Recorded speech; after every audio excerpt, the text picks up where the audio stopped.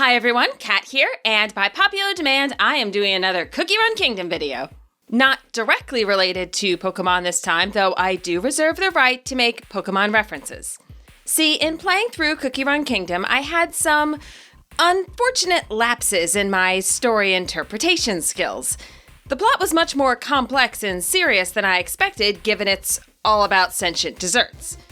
I suspect this realization is something that hits most new fans of the game, in much the same way everyone who plays Pokemon Scarlet and Violet has a moment of, wow, that Arvin guy is kind of a jerk, isn't he? Oh no, sick puppy! How can I help? Who can I murder for you? Anyway, with the plot having as many twists and turns as it does, and a lot of dialogue, a lot of voice-acted dialogue, Pokemon Company, take notes please, some misunderstandings were bound to happen. I had 4 especially epic ones that I thought would be fun to share. And since this is a video and not a podcast, I've also made cutscenes of my misunderstandings using the fan sites 6 Soul Jam and Cookie Run Comic Studio. Links to those in the description. Now, with obligatory spoiler warnings for the storylines I cover, please enjoy my blunders and their interesting results. Misunderstanding number 1, the origin of MyCookie. My first misunderstanding came from the concept of cookies made by other cookies. In the laboratorium, we meet Butterroll Cookie, a scientist who gets kidnapped by the Cookies of Darkness. Except he's really happy about it because now he gets to go full-on Dr. Frankenstein with no one judging him. We find out in his conversation with Espresso that he used to work in academia before he got kicked out. In this story, he creates a live baby dough cookie, but since this isn't a body fit for the beast cookies like he's trying to make, he orders the baby dough disposed of. Thankfully, the baby is rescued and raised by Gingerbrave and friends, ultimately going on to become MyCookie, who serves as the player's in-game avatar. Now, the connection between the laboratorium and Welcome MyCookie is pretty clear in the original. The 2 stories were released a few months apart, and connected, they look like this. It fell right behind that bush! Come on, let's take a look! Wait, what on... It kind of looks like a cookie. Where?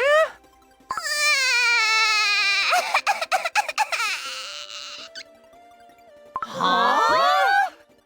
Later, back at the kingdom. Oh, a letter from Gingerbrave. Hi, all. I hope you're all doing okay without us. We met this cute little buddy while on our adventure. I'm confident that this little one will grow up big and strong in the Cookie Kingdom under your care. Unfortunately for me, I came to the game during the Land of Fire and Ruin update, which is after both these stories were added. And I may or may not have read all the stories in their proper order. So to me, this baby had no backstory whatsoever, which, if accurate, would have made the entire opening of Welcome MyCookie play out a whole lot different. Oh, a letter from Gingerbrave! I'll read it. Hi, y'all. Please take care of this baby we kidnapped during our adventures, or possibly found alone without looking too hard for the parents. Wait, they did what? Hold on, that part was crossed out. The next part says, never mind. Strawberry Cookie told me to write that we just found this baby in a cabbage patch, because that's 100% where baby cookies come from. Also, be careful not to wake the little cookie. They cry a lot. It's either an existential crisis due to their unknown origins, or because they're hungry. Anyway, they're your problem now. Bye! I like to think that I'm not the only one who made this mistake, since the MyCookie plot has to be completed so the player has an avatar, while the laboratorium is more optional. But ultimately, what I took for a silly story about 2 clueless babysitters turned out to be a warm-hearted conclusion to a pretty tragic start in life for MyCookie. And if I thought that was the last tragic origin story, I'd get confused. I've got bad news for my past self. Misunderstanding number 2, Fettuccine Cookie. One of the first things any player will notice when opening a cookie's info panel is that you can tap them to get their attention and hear some of their catchphrases. Fettuccine Cookie mostly mumbles to herself when you do this, but one of those mumbled lines is this one. Oh, oh, my soul nibbled away. Now, if I'd actually played through chapters 17 and 18 of the Crispia arc, instead of jumping over to the Beast Yeast arc when I hit chapter 12, I'd know exactly what this line refers to. It's this scene. I think each of those wheels of cheese must contain a cookie soul. Cheesebirds took care of not the cheese, but the souls of each cookie from the Golden Cheese Kingdom. And it means the hole made by the beetles was... Probably the soul of that mummy cookie you met. But once again, reading the stories out of order left me a bit in the dark. So I pictured a conversation with this unusual cookie going something like, "Hi, Fettuccine Cookie, what's up?" My soul was nibbled away. What? What does that even mean? Do not worry. It is merely a metaphor for my endless cycle of toil in return for little to no recognition of my efforts. Oh, do you need to look at a new career path or something? Nah, I'm good. Just needed to vent. Thanks for asking, though. I mean, ooh. Yeah. The good news is Fettuccine Cookie does seem like she's doing okay in the current story, being watched over by Olive Cookie and helping with her archaeology research. As for me, I finally caught up with the full story, so this should be my last point of confusion due to missing information. Though I'm not sure if that makes my other two blunders better or worse. I'll let you be the judge. Misunderstanding number 3, Clotted Cream and the Soul Jam. This next misunderstanding came in Cookie Odyssey, which takes place between the team's adventures in the Dark Cacao Kingdom and their journey to the City of Wizards. The ancient heroes are gathered to discuss how they will approach their fight against Dark Enchantress Cookie. And during one of the council sessions, Clotted Cream Cookie makes the following proposal. So I ask forthright, will you share your soul gem for the greater good? What? You want the soul jam? Are you out of your mind? Now, right after this exchange, Espresso Cookie then comes in and starts talking about analyzing the Soul Jam. Maybe this was me overcompensating after my mix-up with Fettuccine Cookie, but I took Clotted Cream's word divided literally. As in, he wanted to physically divide the Soul Jams into pieces, never to return them. Can you imagine how well that would have gone over? There is no source of power greater than the Soul Jam harnessed by the 5 ancient heroes, which is why I suggest we smash them into tiny bits. Yes, and then I will science out how to embed those bits into weapons, and the Creme Republic will give them out to our armies. Ha! Nothing could possibly go wrong with this plan! What? No, this is a terrible idea. Well, I am absolutely baffled as to why you won't agree. I'm going to shake my head shamefully at you now for being so selfish. In my defense, Dark Cacao does blow up at Clotted Cream's much more benign suggestion, so at least some part of the story did support my theory. But yeah, you've got the cookies promising to take good care of the Soul Jam when they leave at the end of Chapter 1. And good care would require not smashing. Then, in Chapter 2, Espresso is in a crunch because his experiments haven't worked, and the Soul Jam needs to be returned in a matter of hours. So not only do they plan to give the Soul Jam back, they need to do it on time whether they got anything useful out of it or not. Which kinda made me feel like Dark Cacao didn't need to get that angry over the suggestion, but it is called the Soul Jam for a reason. I can see why he's protective. It's actually the details about how the Soul Jam works and who can use its powers that led to my final and probably biggest point of confusion. Misunderstanding number 4. Pure Vanilla's reflection.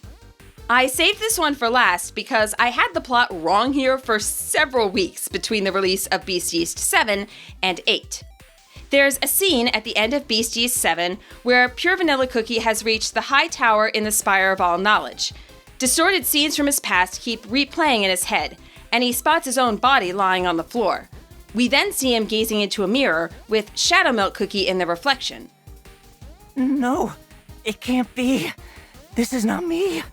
This is Shadow Milk Cookie. I'm Pure Vanilla Cookie. Now, in retrospect, yes, Pure Vanilla Cookie is still the cookie physically standing there, and the mirror reflection is an illusion meant to mess with him. You know, like pretty much everything in the spire is. But I read it way different. I knew Shadow Milk Cookie wanted Pure Vanilla Soul Jam, but I wasn't sure what he had to do to get it. He's Pure Vanilla's opposite, so shouldn't he need to, I don't know, reattune the Soul Jam to fully use it? Or something? I'm guessing he can't just punch Pure Vanilla in the face, grab it, and go, right?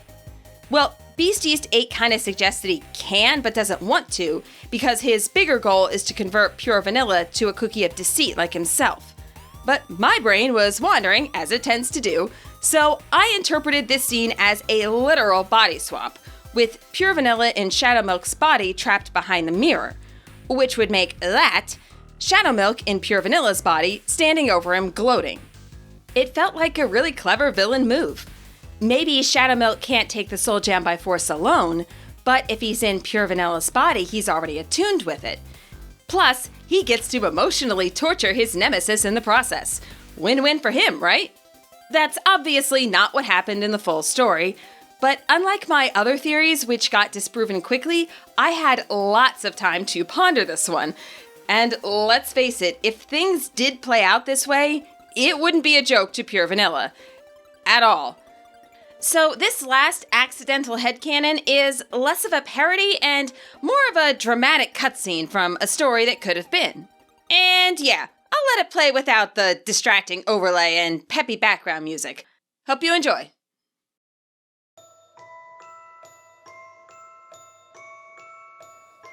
Oh, it can't be. This isn't right. I'm not Shadow Milk Cookie. I'm Pure Vanilla Cookie. Are you? Because appearances say otherwise, my adorable other half. No, I know what you're thinking. Switching our bodies? However, did I pull off such a clever trick? Oh, but it's really not puzzling at all. When you're two sides of the same coin.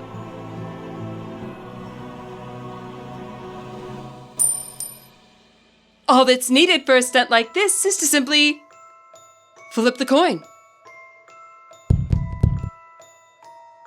Now you won't get out of the mirror that way.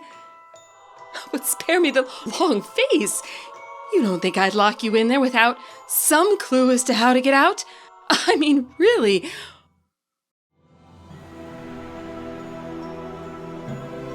What kind of a beast do you think I am?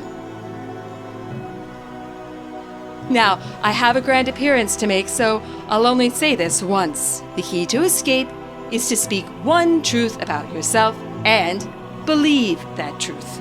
Shouldn't be too hard, right? Good luck!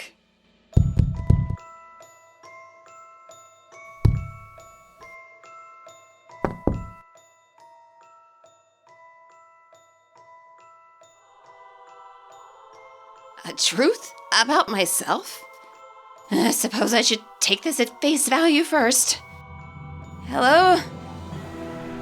My name is Pure Vanilla Cookie.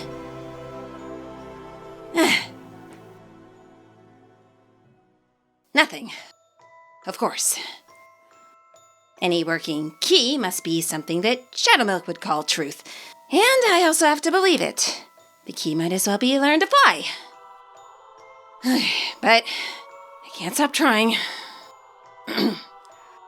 I am not the true owner of the Soul Jam. I'm only half a cookie. Shadow Milk has always followed me. I'm really ugly. Wait, he wouldn't think that.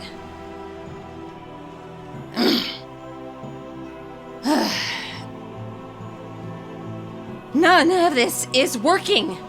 What am I missing? Shadow Milk said, some cookies prefer lies because the truth is too hard to face. Is there a truth right in front of me that I'm refusing to see?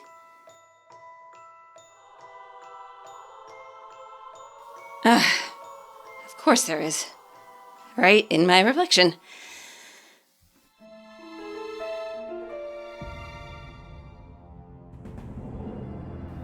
Well, here goes. I'm not Pure Vanilla Cookie. I'm I'm Shadow Milk Cookie!